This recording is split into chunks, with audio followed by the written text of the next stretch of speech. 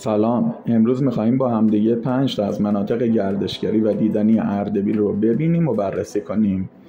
اول بقعه شیخ صفی‌الدین، یکی از مهمترین آثار معماری اسلامی و آرامگاه یکی از عارفان بزرگ تاریخ ایرانه. این بنا به عنوان مرکز تصوف و عرفان در قرن 8 هجری شناخته شده. معماری زیبا، گنبد بزرگ، محیط معنوی و میراث جهانی که در سال 2010 به عنوان یکی از آثار ثبت شده در یونسکو معرفی شده و این مکان نه تنها آرامگاه شیخ بوده بلکه مقبره سایر اعضای خاندان اردبیلی هم هست و موزه‌ای با شکوه داره که نسخه‌های خطی آثار هنری دوره‌های مختلف تاریخ ایران رو به نمایش گذاشتن. 2 چشمه‌های آب گرم سرعین، یکی از جاذبه‌های طبیعی و درمانی ایرانه که در استان اردبیل قرار داره. این چشمه‌ها به خاطر غنی بودن از مواد معدنی و خواص درمانی که دارن معروفن و میتونیم برای درمان مشکلات پوستی و مفصلی از اونها استفاده کنیم. 3 پل معلق مشکین شهر، این پل با طراحی خاص و ارتفاع چشمگیر خود بر روی دره زیبا و عمیقی ساختن و نمای خیره کننده از طبیعت اطراف رو به نمایش گذاشته.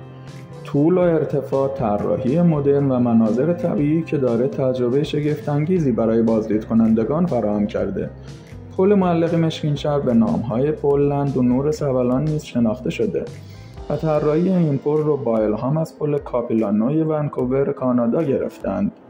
4 بازار بزرگ اردبیل، این بازار با تاریخ کهن خود در قلب اردبیل واقع شده و نمایانگر معماری سنتی و فرهنگ غنی ایرانه و این بازار شامل راسته‌ها و سراهای متعددی از جمله فرش، صنایع دستی، لباس، مواد غذایی و محصولات محلی هست. روشنایی داخل این بازار از طریق روزنه‌های تعبیه شده در پوشش‌های گنبدی تامین میشه و متاسفانه قسمت‌های عمده بازار اردبیل در تغییرات شهری در گذشته خراب شده. 5 دریاچه نئور، یکی از زیباترین و خاص‌ترین دریاچه‌های ایرانه که تو ارتفاعات کوههای تالش و نزدیکی شهر آستارا واقع شده. ارتفاع آب زرد و پوشش گیاهی زیبا از ویژگی‌های تقریبی این قسمت هاست و دیدن این دریاچه در فصل تابستان و بهار بسیار جذاب‌تره و اگر به طبیعت زیبا و بکر علاقه دارید دریاچه این نئور رو از دست ندهید.